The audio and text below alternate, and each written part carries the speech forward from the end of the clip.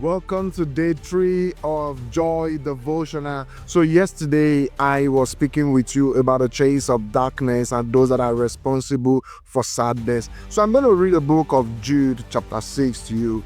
And the angels which kept not their first estate, but left their own habitation, he had reserved in everlasting chains under darkness unto the judgment of the great day.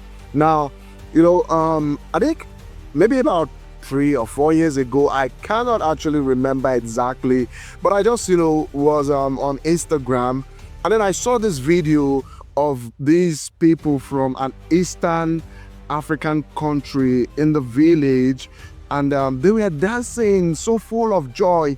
I didn't understand the language they were speaking, but I could pick one thing that was very clear. It was Yesu, which is interpreted Jesus, right?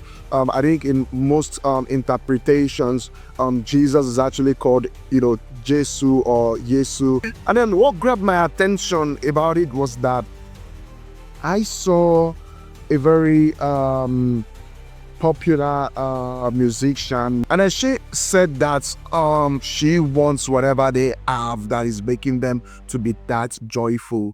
And I'm like, yeah, joy is not about where you live. Joy is not whether you live in the Western or Eastern or first world or second world or third world or fourth world or fifth world or whatever it is. As a matter of fact, joy is not about the kind of phone you use. It's not about the house that you live in. It's not about the material things that you are, because there are people who have all of that. There are people who are famous, but then they are still not joyful. There are people who have celebrated status, they are still not joyful. And so there are a lot of people who think, if I can only get that job, I will be so joyful. That the reason why I'm not joyful, the reason why I'm sad, is because I didn't get that job, I didn't get that contract, or I didn't get that promotion, or I didn't get that admission, or because I'm not rising fast in my career, or because I'm not getting the number of views that I want, and so I'm not going to be joyful until that. No, that is wrong. Now, let me tell you the reason. And the angels which kept not their first estate, I'm reading Jude 6 now, but left their own habitation. So they left their habitation and went to another habitation.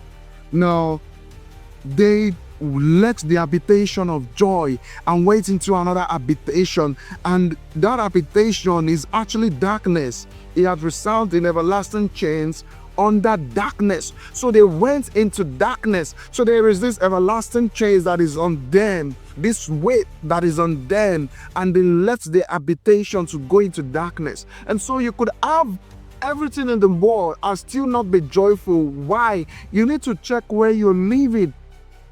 You understand? You need to check. Money does it, even power. I mean, a lot of people can acquire all the power they want and all of that, and then they end up, not still being joyful. They end up, in fact, being more crazier than they were before, being more sad than they were before. I mean, we've seen someone who was very, very powerful in Europe at some point. The guy ended up killing himself. That's what happened. And so, where are you living?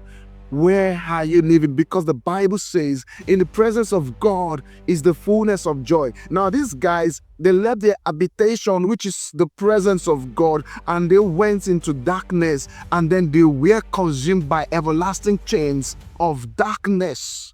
And so, the weight of darkness is so much that they are living in. And you as well need to understand that. So what's happening?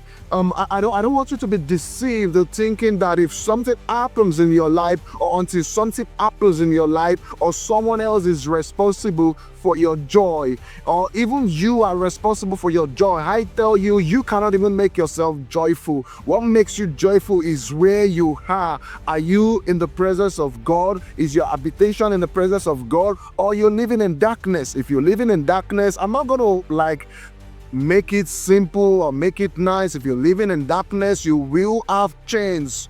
You will have chains all over you. If you are living in light, I can guarantee you that there will be no chains. I'll see you tomorrow. God bless you.